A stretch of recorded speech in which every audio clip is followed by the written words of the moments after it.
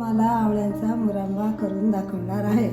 त्यासाठी लागणारे 5-6 आवळे घेतले व वाटीभर साखर घेतली. आपण त्याला सुरीने प्रत्येक आवळ्याला असे सुरीने चिरा पाडून घेऊ, म्हणजे त्याच्यात व्यवस्थित पाक घुसतो. पाक घुसला म्हणजे व्यवस्थित ते नरम होतात. आपल्या सुरीने चिरा पाडल्या गेल्या. आता मी पाक करत ठेवते.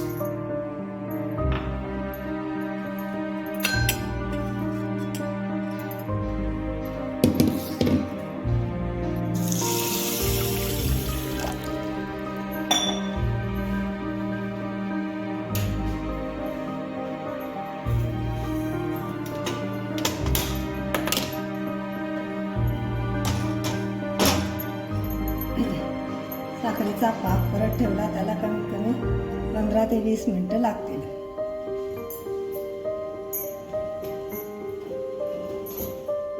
साखरेचा पाक तयार झाला. मी त्याच्यात हे चीर पाडलेले आवळे टाकते.